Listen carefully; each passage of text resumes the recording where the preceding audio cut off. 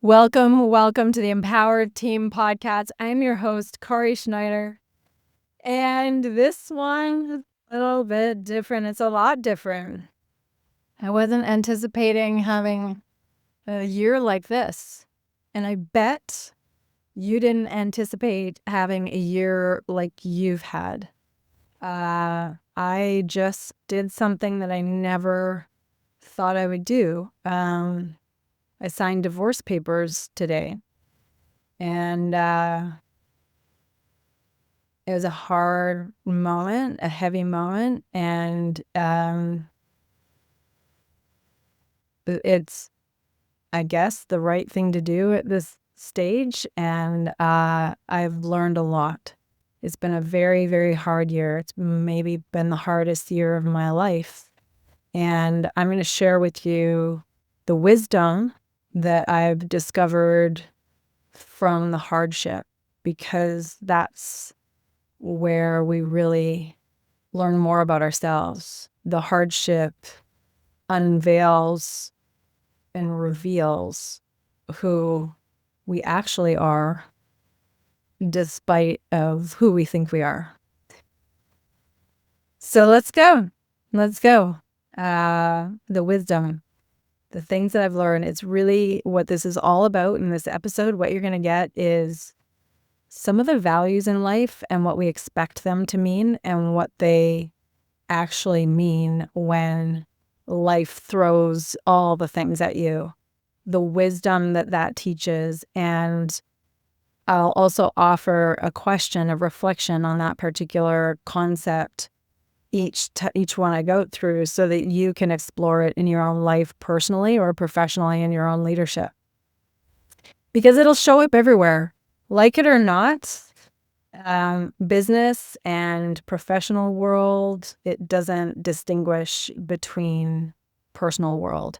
Who you are in one zone crosses over to who you are somewhere else, even if you compartmentalize very well.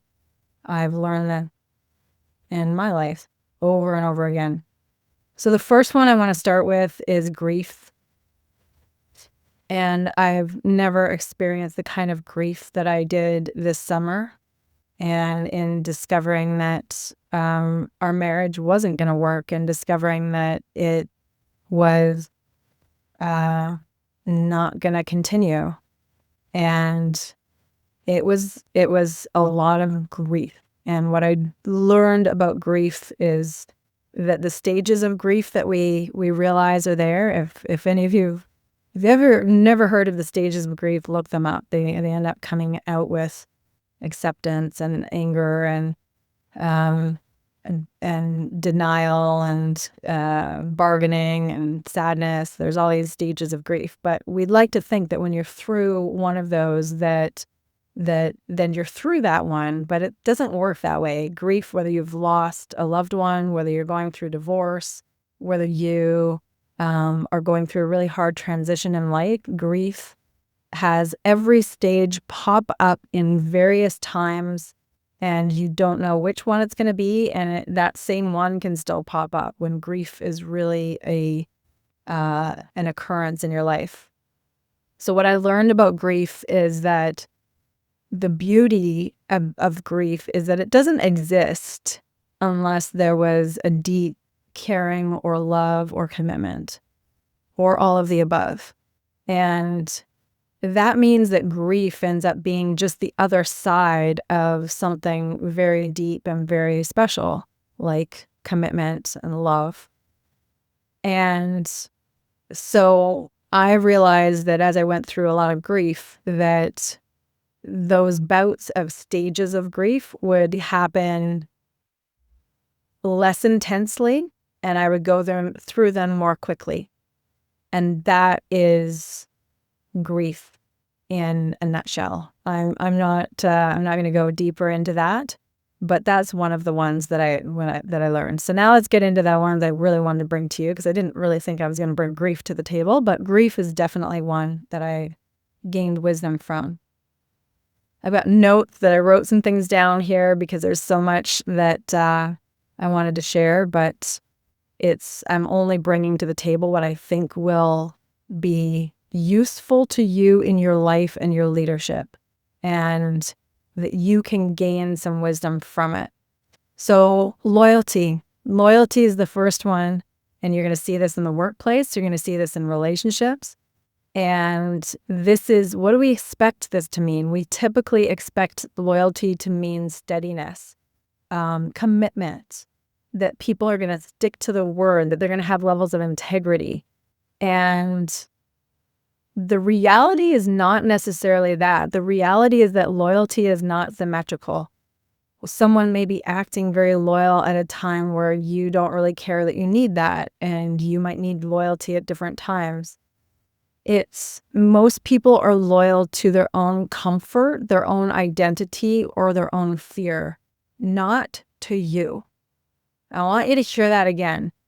Loyalty is something that most people are loyal to their own comfort, their own identity, or their own fear, not to you. So consider that. If you fit in to their identity, or you fit in to their comfort or their fear, then yes, they're probably going to be really loyal to you. And that's the norm. That's usually what happens. Not everyone is there to belong in your sphere, your inner circle of people. So loyalty ends up being revealed in hardship or pressure, not in promises.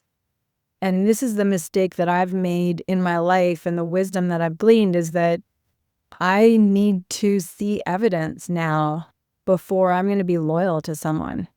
It's simply that. And when you think that someone's loyal to you, or you're loyal to someone, it's not when they're lost and that relationship might be rifted. Maybe it's a firing, maybe it's a personal relationship or friendship. You're not losing a person, you're losing who you thought they were to you. And it's an illusion. You're losing who you thought they were in your world.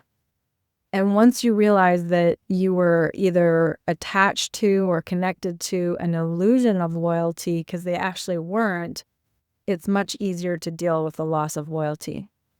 So the question, which is like a KPI in your world, is who maintained alignment with you even when it wasn't convenient for them?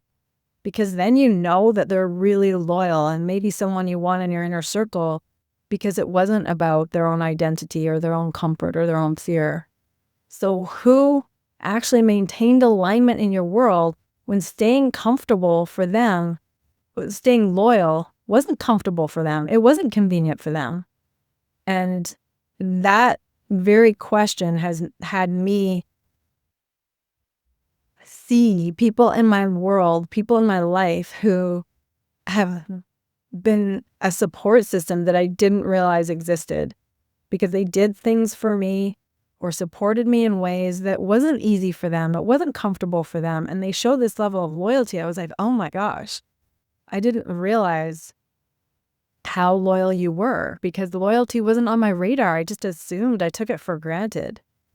So then the second question on loyalty I'm going to ask is, where have I assumed loyalty in someone instead of observing it? Where have I expected loyalty from people or environments or someone that it wasn't present? It wasn't actually there. There was no evidence of that.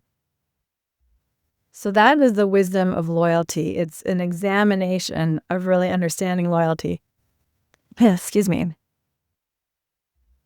Now you probably see, if you're looking on video, in my background, there's still moving boxes. And as I've said, it's been the hardest year.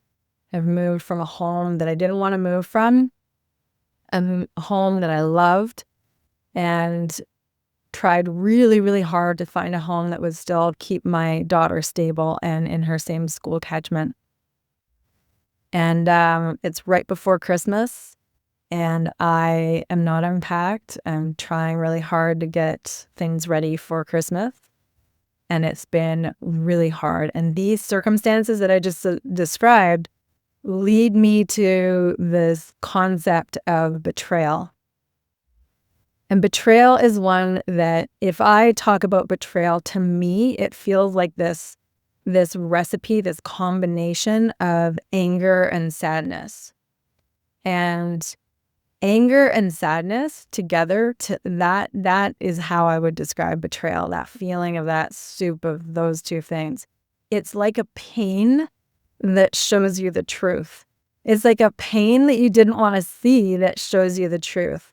So here's what I've discovered about betrayal, is that we expect it to be rare, that it's shocking, that it's malicious, that you're going to feel betrayal when somebody did something to you to betray you. And I think that feeling of betrayal, that experience of betrayal is different in reality. I think the reality is when someone chooses their own truth or their own fear or their own convenience, quietly or obviously, either or, over you. Let that sink in for a second. That it's happening when someone chooses their own truth, their own fear, or their own convenience, quietly or obviously, over you. And it yields the sadness or the pain or the anger or whatever. That's what it yields. But that's typically the situation that causes the reality of betrayal. People typically aren't out to maliciously hurt us. And so when we feel betrayed, we want to point the finger. We want to say, it's that person, it's that problem. And it rarely is. It's usually that someone's made a choice that's different than what you thought they would, and it's choosing something else over you. It's often showing up in spaces where we've ignored someone else's or ignored our own boundaries. And that is hard to face. It's a real ownership kind of truth where we're like, oh, ouch, ouch. So we have to look inward to see, well, why do I feel betrayed? What have I put into this space or ignored my own boundaries or ignored someone else's boundaries to contribute to this particular situation of betrayal? It exposes these misalignments that we didn't want to see, or what we didn't realize we were ignoring. It ends an illusion or a story that we might have been attached to, maybe even clinging to. And that's where betrayal lives. So there's a lot of ownership to unpack or reveal in order to see where the betrayal really came from, instead of pointing a finger at someone else and going, they did that to me. Not really. They didn't do that to you or to hurt you. They did something that felt like betrayal. And maybe it didn't consider you and it considered themselves more, or it wasn't what you expected, but that's usually where betrayal lives. It forces self-respect. It forces you to see something you wouldn't see. So here's a question that I have for you around this, almost a leadership KPI. What standard did this moment of betrayal teach me to never compromise again? And remember, these are things I'm learning from a year of really painful processes called going through divorce. And for the first half of the year, I knew we were separated, but I didn't think we were going toward divorce. So a lot of things might have felt like betrayal to me. And I knew that we weren't doing well, but didn't think we were going to head towards divorce. So the standard of where I ended up in that space of feeling betrayed, what did it teach me to never compromise again? Ask yourself that question. Because now, oh boy, there are certain things that I have learned that I will not compromise in. Not compromise my value. I will not compromise the the promises that I've made to myself. I will not compromise myself for someone else's constant needs or fears. I will not do that. So what truth did betrayal, this is another reflection question that I've come to, what truth did betrayal reveal that I didn't want to face? I didn't want to face the loss in the relationship. I didn't want to face the dissolving of an identity around my family, around my marriage. I didn't want to face that. There's a lot of things I didn't want to face. That is betrayal. All right, the next one is a big one that comes with loyalty. It comes with betrayal, and it's called trust. And I have a whole teaching topic on this one. I've gone deep into this because I've had to teach workshops in the business world on how to trust, especially when there is a lack of trust in the workplace, a lack of trust between managers and employees, or a lack of trust in the economy or the business itself, and teaching people how to trust and what it looks like. So this is a very short blurb on trust, but here's what it looks like. It's basically this value that when we value trust, which most of us do and don't realize, that we may not list it as one of our aspirational values, but it's one of those things that we typically want to be trustworthy, and we want to trust others. And when we look at the value of trust, we tend to give it too quickly, perhaps, or too late. So which is it for you? Are you one that takes a long time to trust? You have trust issues, or you trust way too early and then you find yourself hurt? So it's a natural foundation of relationships. Remember the Gottmans I've referenced a lot. They've done the most extensive research in relationships. And it's really, really important for relationships. It's the foundation of relationships. And what they've discovered is that trust isn't this one big sweeping movement that people do to gain trust. It happens in moments. They call it the sliding door situation. You're either closing that door or you're opening that door in tiny moments. Did you look away or did you lean in? Did you go toward the person and did you go away? Those tiny moments in a comment, in a section, a question. When people are leaning in, they're building trust in these tiny moments. And the saying can't be more true. It is lost in buckets, it's earned in drops. So it's built through behavior. It's not built through feelings. You can feel amazing about someone, love them, all of those things. You can have those feelings towards a toddler, but do you trust them with your knives? Do you trust a toddler with your knives in the house? I don't think so. I still feel strongly about that toddler, but I want to see the behaviors to show that I can trust. So people can care about you and still be inconsistent, avoidant, hurtful, unaccountable, reactive. So someone can care about you and still act that way. And that's where you want to see their behavior in order for you to offer trust in that relationship. Trust is not a gift. It's a pattern of behavior. So that right there, trust is not a gift. It is a pattern of behavior. It is something that you build upon from the behaviors that you've seen over and over. It's an action-based trait. I've said this before in a not as nice tone once, and I never forget it because it was very aggravating to the other person. I said, I will watch your feet, not your mouth. And that was me in a not great space, saying something in a way that wasn't very nice because I was so fed up with hearing the right things and not seeing the actions. Hearing the right things and not seeing the actions. So you trust people more on what they do than what they say, because trust is built when the words match the actions. When there's that level of congruence, that's where trust is built. It's a beautiful thing.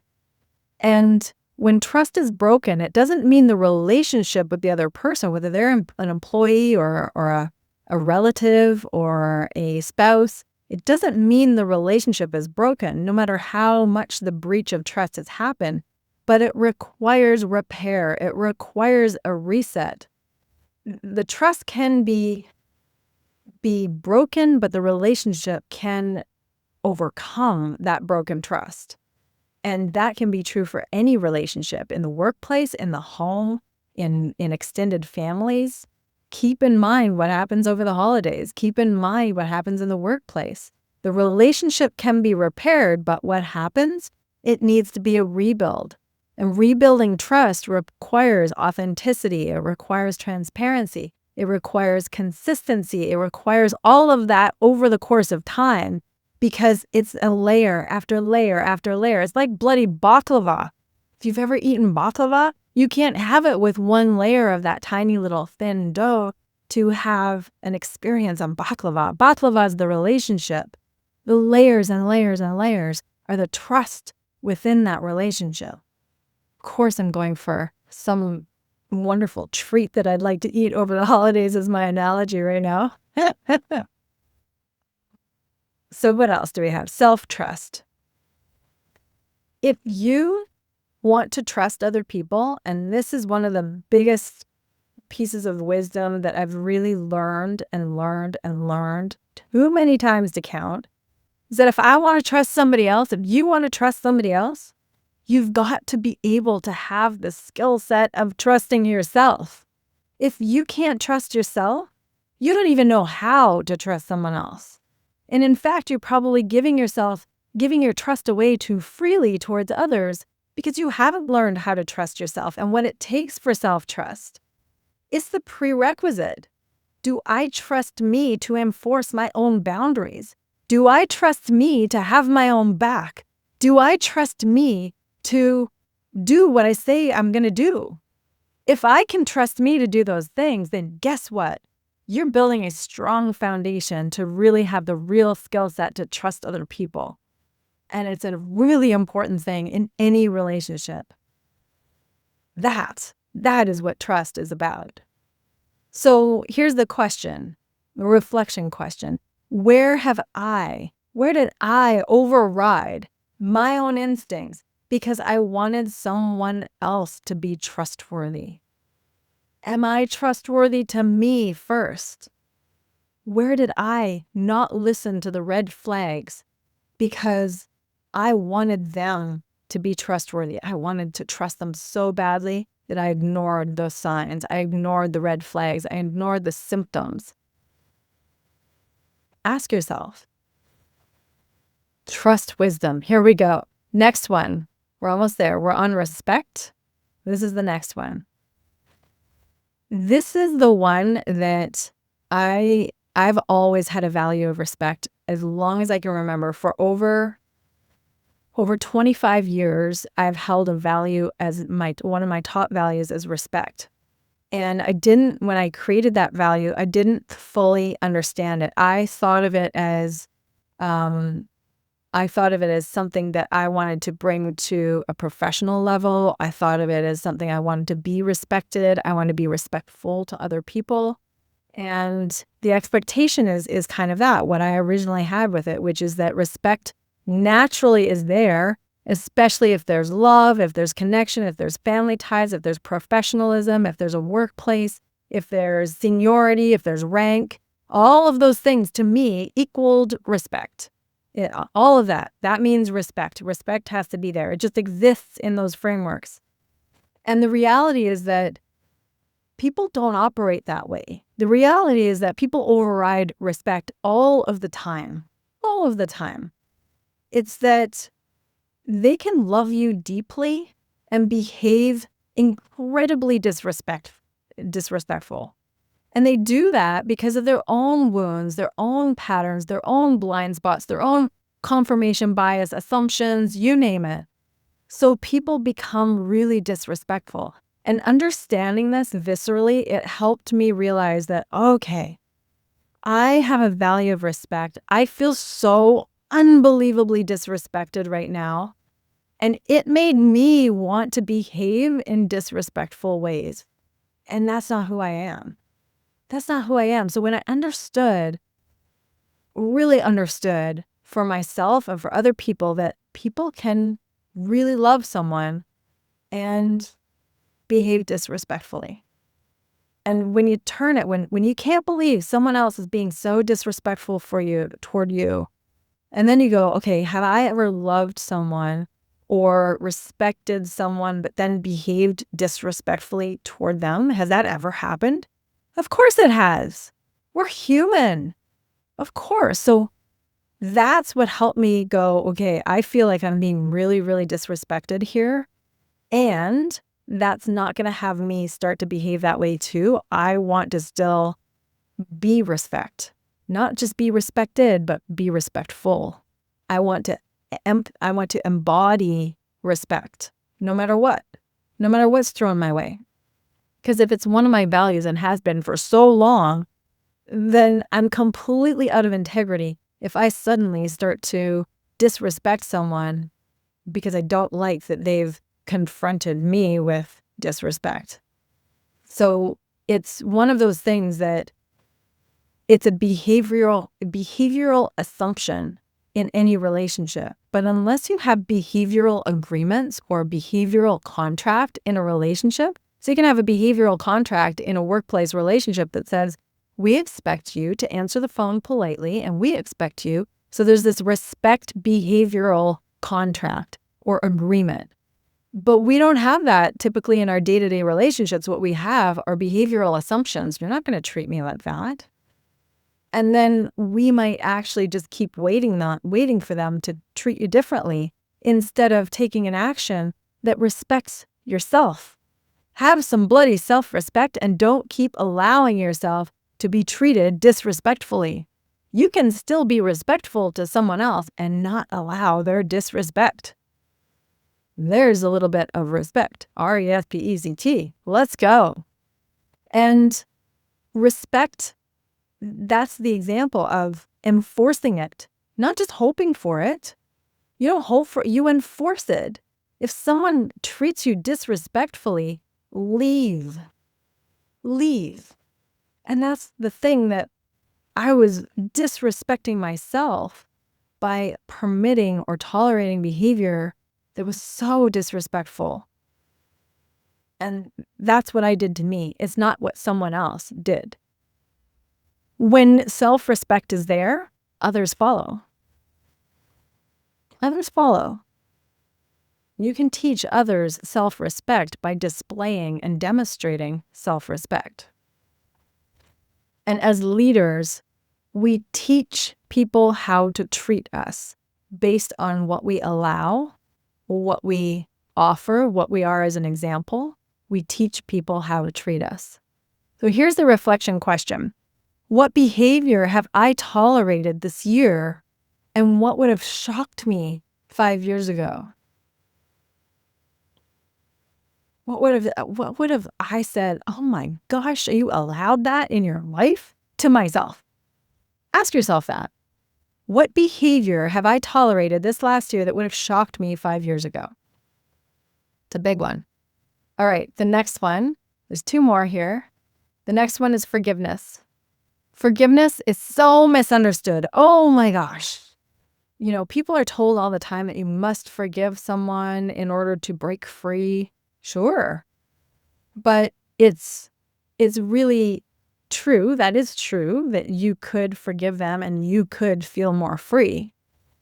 But it's a little bit more than that, because so much is tied in feeling like if you've forgiven them, then it is showing them that that's okay.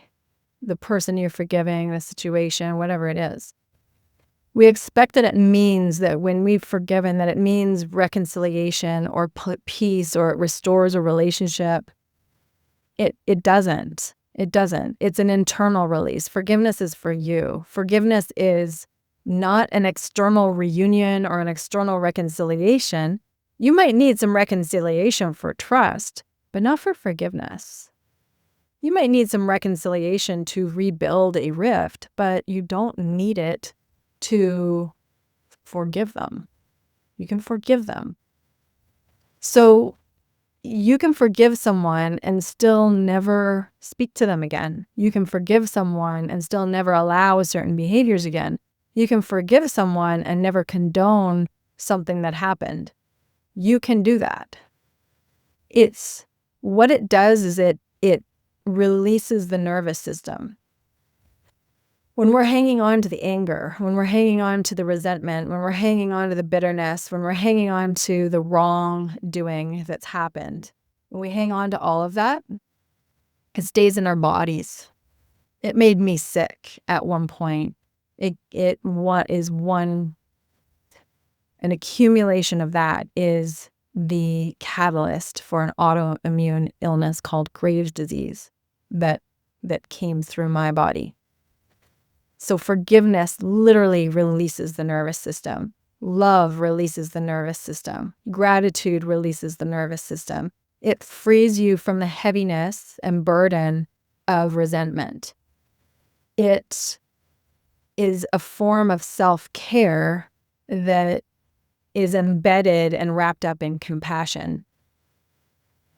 It says, I choose peace over bitterness. I choose clarity over ruminating and ruminating. It says, I choose future offerings instead of being stuck in the past. That's what forgiveness is about. So here's a leadership KPI you can use on this one. What resentment is costing me the most mental energy? This is mental drag.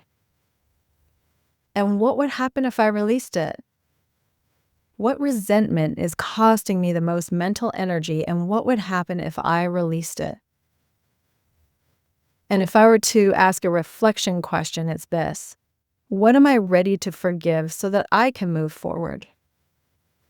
What does that look like? What am I ready to forgive so I can move forward?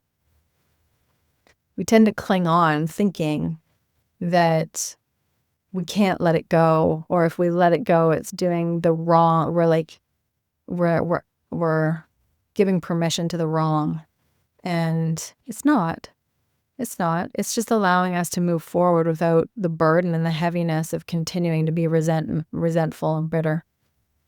All right, this is the last one, and the last one is gratitude, and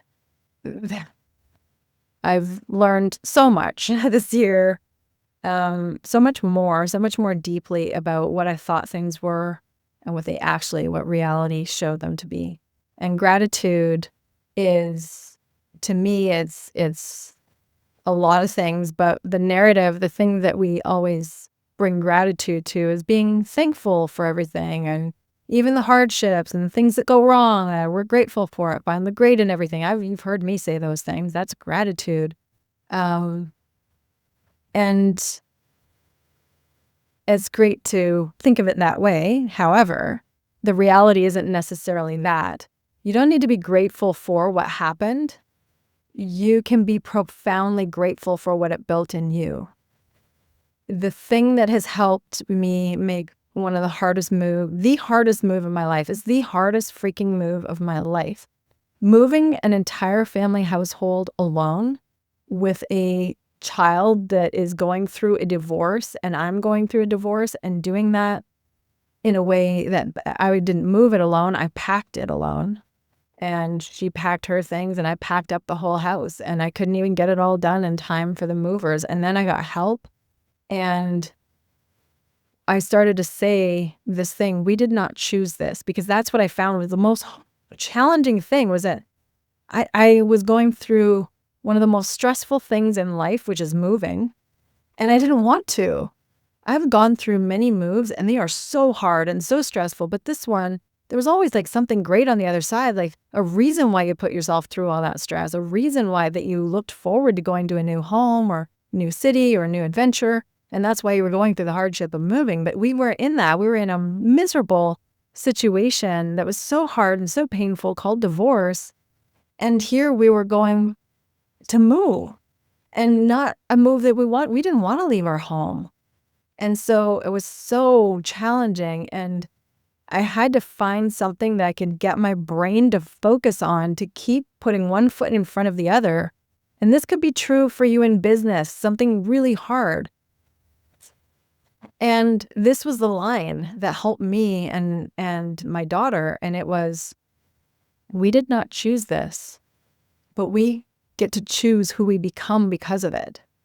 And that, I think, is a much more accurate description and useful description of gratitude when you're going through the hardest things.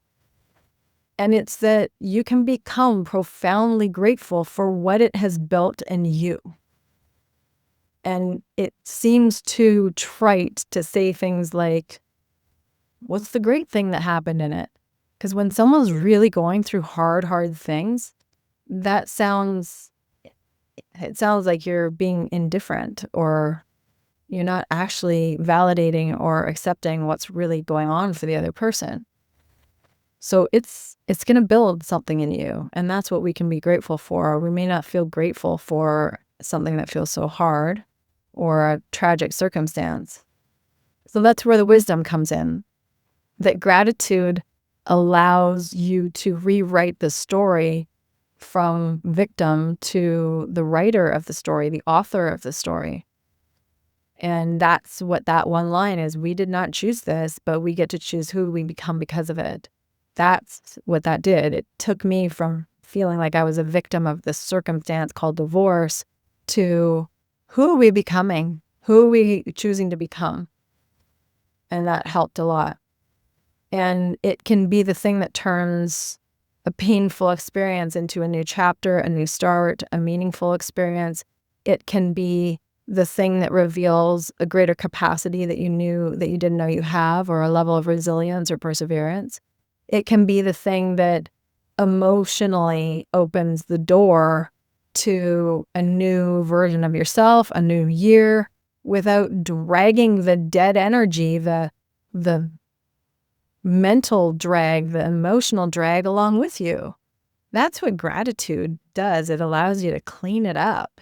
Clean it up. So here's a reflection question for you. What strength, clarity, or wisdom did this year grow in me that I wouldn't have grown otherwise? Holy cow, this whole episode on the wisdom that I've pulled from this past year, this whole episode would not be possible without what had happened this year, what I've gone through. It would just not be possible. So here's how I would like to close this. You might have had a great year. You might have had a really hard year. I don't know, but I guarantee that if you are a human that's living big in the world, you've experienced some hard things. And hopefully you're gaining wisdom from them. Hopefully you are gaining more clarity of your own values, just like I've shared with you, and clarity around certain things that you didn't know. I didn't know I valued loyalty as much as I did until now. I didn't know I would struggle with my own longtime value with respect, or of respect. I didn't know I'd struggle with defining that and my own behavior around it. So it's the challenge, it's the hardest times that are going to get you to know you more. It's the challenging times, the real pressure that's going to reveal who you really are. And you might be surprised that you thought you're that person who's so respectful, like the example I gave. And then I'm like, oh, wait a second. I really want to do some disrespecting of my own. And that's not who I want to be. So see it. When you have clarity, it's so much easier to act in alignment and be and feel congruent in your life. You are creating right now, and who you are and how you are and what you're doing. You're creating your own legacy. You are creating your own legacy. And I invite you to take a look at the things, the wisdom that I've shared today, and decide, what do you want going forward? This is your opportunity for a fresh start. As soon as you leave 1 year, it's scientifically shown, this is what our brain likes to do. New weeks, new months, new years, birthdays with a 0, birthdays, all of those things. We are designed for having more motivation in that fresh start. So take a look and decide right now, what do you want your legacy to be? What do you want the hardships to mean to you? What do you want to write the story as? How do you want to come through it? How do you want to pick yourself up?